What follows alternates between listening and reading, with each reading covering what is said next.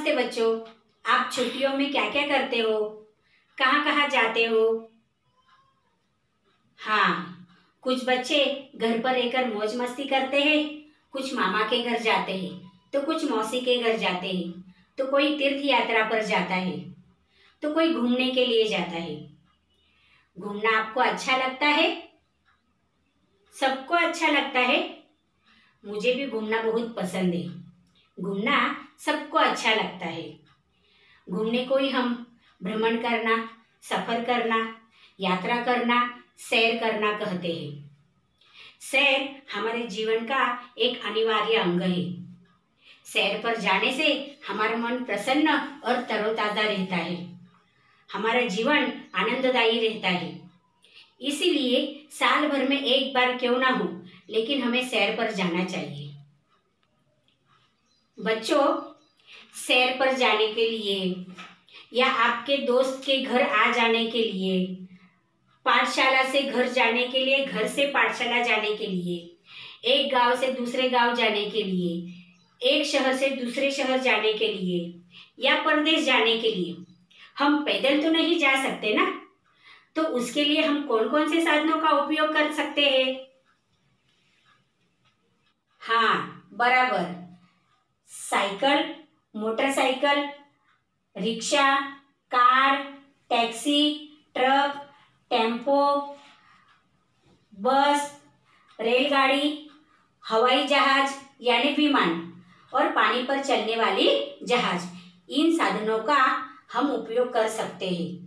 इन यातायात के साधनों का हम उपयोग कर सकते हैं।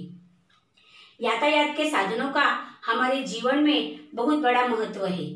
इनसे ही हमारा आवागमन होता है।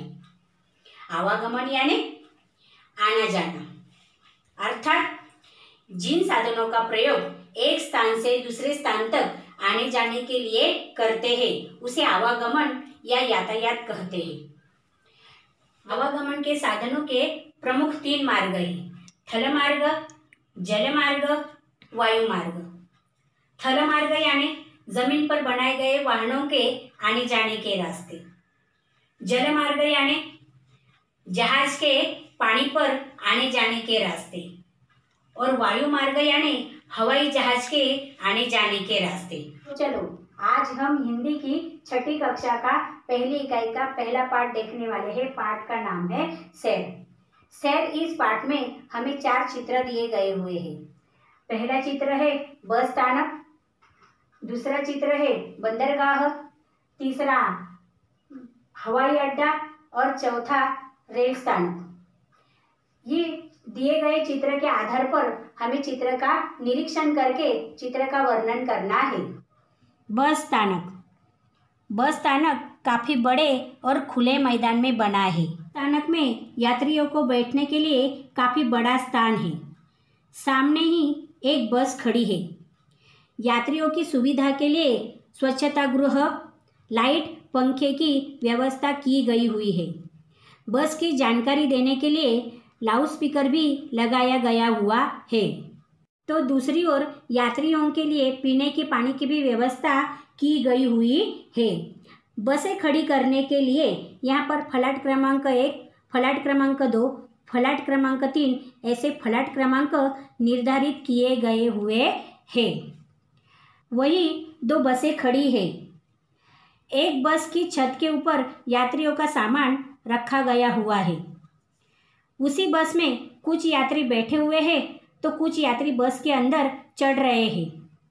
बस में हमें ड्राइवर दिखाई दे रहा है। ड्राइवर का काम है गाड़ी चलाना। ड्राइवर को ही हम चालक कहते हैं। बस के बाहर एक कंडक्टर खड़ा है।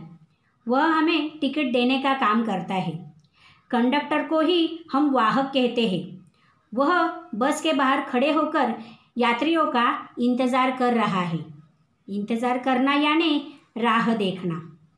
खड़ी हुई बस पर राष्ट्रीय संपत्ति ही हमारी संपत्ति है ऐसा सूचना अंकित की है।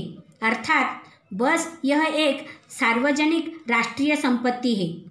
उसे हमें किसी भी प्रकार का नुकसान नहीं पहुंचाना चाहिए। बस स्थानक में एक समाचार पत्र विक्रेता है। वह समाचार पत्र बेच रहा है।